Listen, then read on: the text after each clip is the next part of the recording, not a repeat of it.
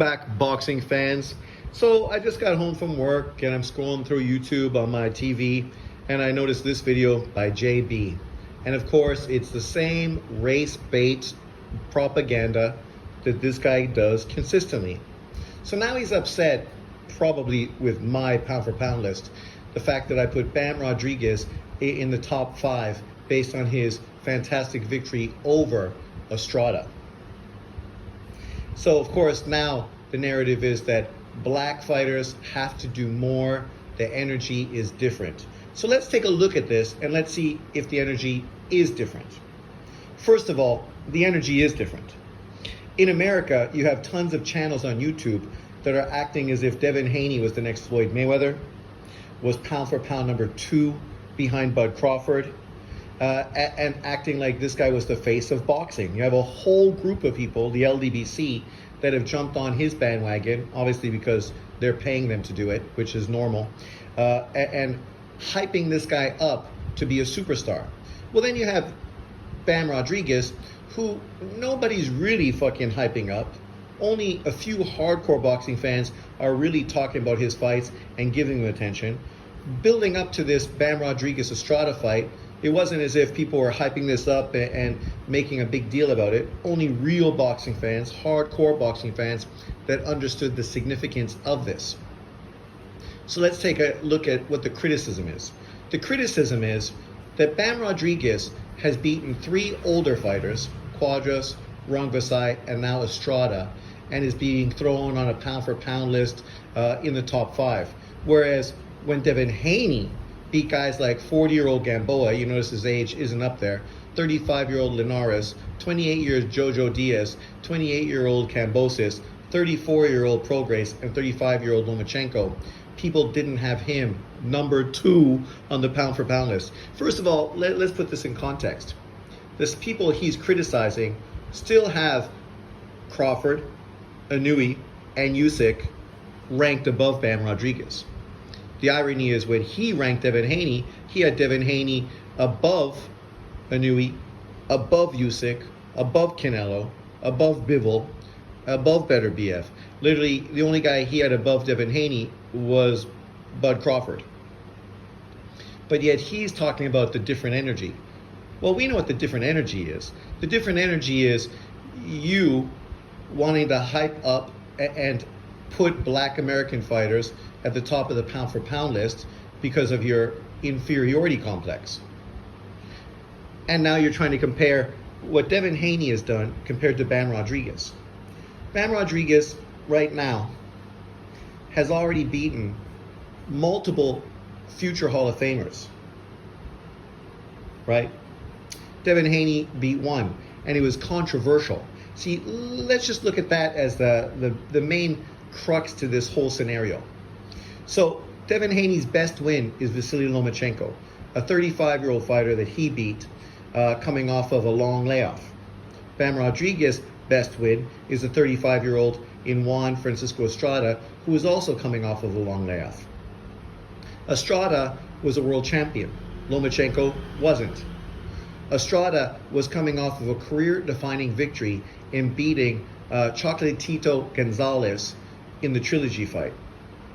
Lomachenko was coming off of some good wins, but a loss to Teofimo Lopez.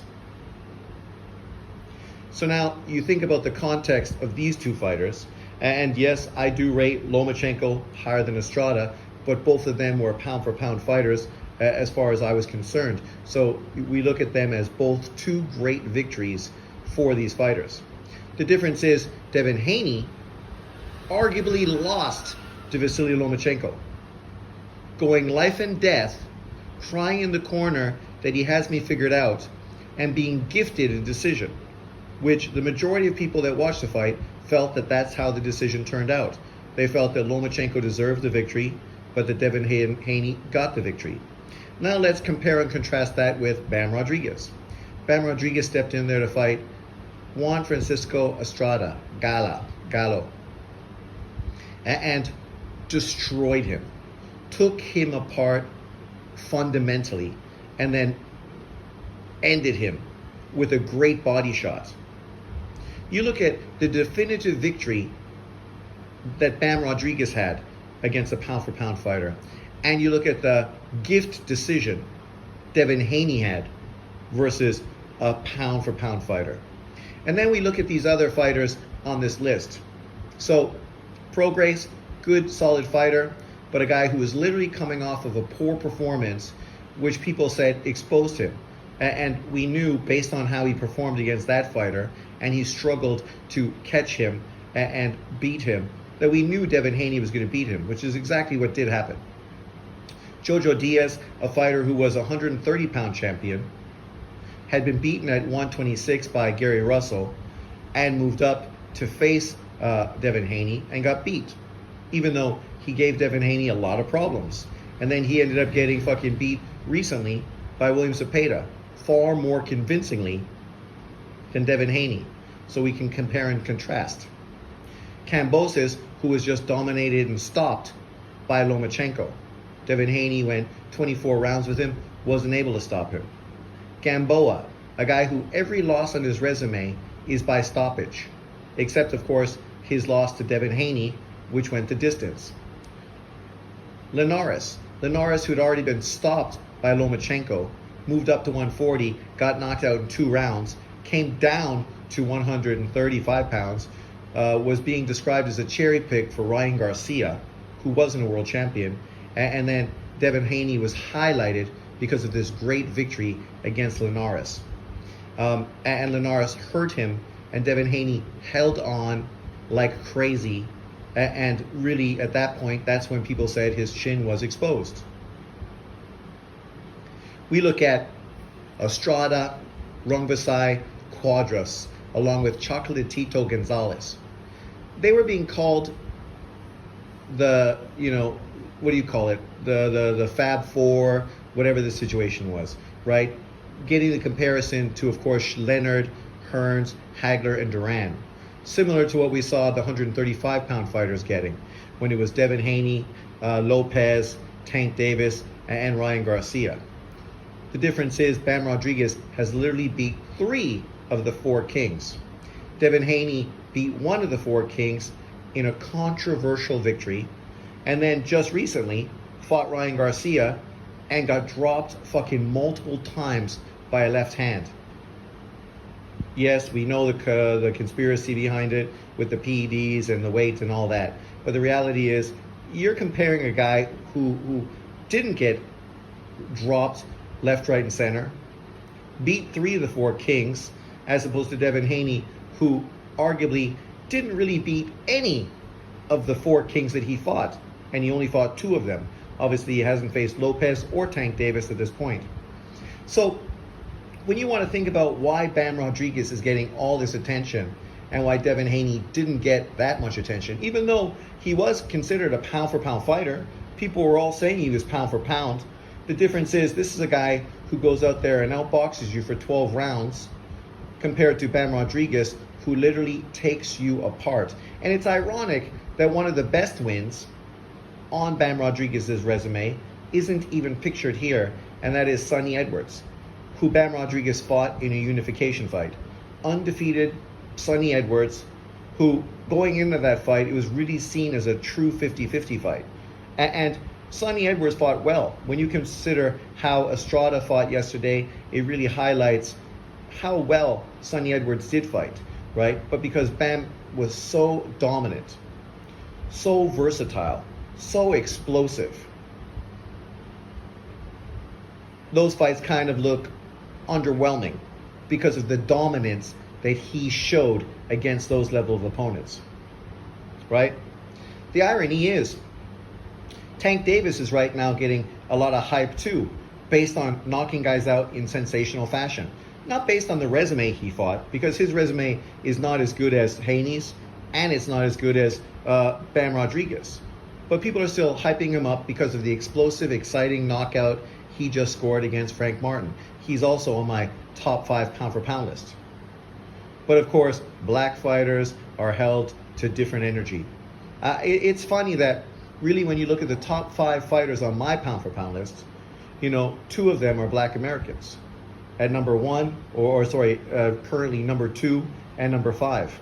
Then, of course, you have a Japanese fighter at number 2, a Latin American fighter, Mexican American fighter at number 4, and then a Caucasian fighter at number 1. So it's a very diverse list.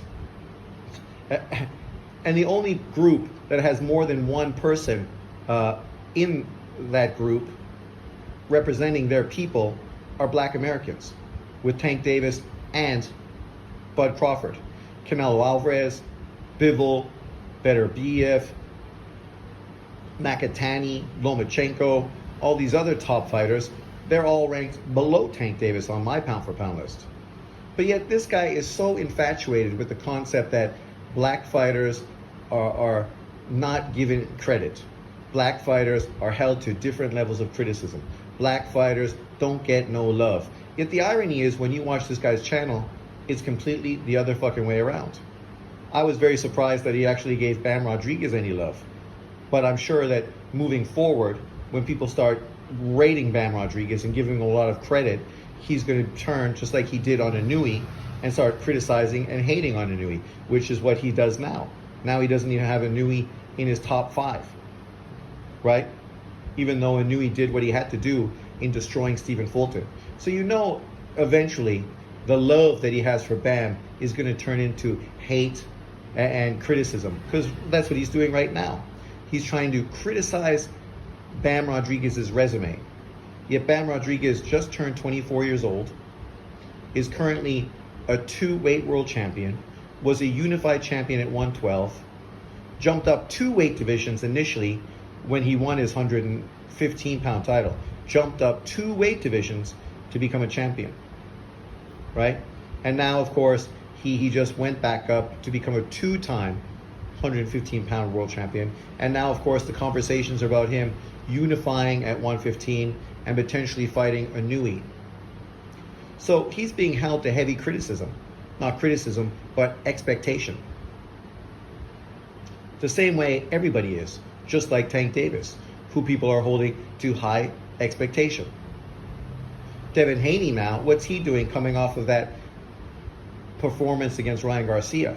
He's basically wanting to retire and come back and rematch Ryan Garcia to clout chase and push for another pay-per-view, knowing that Ryan Garcia is the guy that could actually make him that money, because he couldn't obviously do it himself.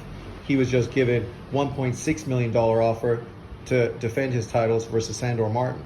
And 1.6 is nothing to shake your head at. But apparently it's not enough for Devin Haney. Right? I wonder how much Bam Rodriguez just got paid to fight Estrada. Probably not much more than 1.6 million. It's ironic that, of course, when one non-black fighter does something great, all of a sudden now he's got to be used to push some sort of racial narrative, right? The truth is, what Bam Rodriguez has done is great. Why do we need to compare him with Haney? Why do we need to compare him with anybody? Let's just pay attention to what he's doing. People all had Devin Haney on their pound-for-pound list. People all praised him for crossing over to Top Rank to go to Australia to get undisputed. People all praised him for making the fight with Vasily Lomachenko. So he's gotten tons of praise for things he's actually done, but then he's gotten tons of criticism for stupid things he said, stupid people he's attached himself to, and stupid decisions he's made, just like everybody else. But are you surprised that, of course, JB is once again making something a non-black fighter did that was fantastic into some sort of race narrative? It didn't take long. Literally, it took fucking 1 day. And I'm sure we're going to see far more of this moving forward. But leave your comments below. What do you think about the comparison between Bam Rodriguez and Devin Haney? Let me know in the comment section below. Thanks for watching. Peace out. Enjoy your week.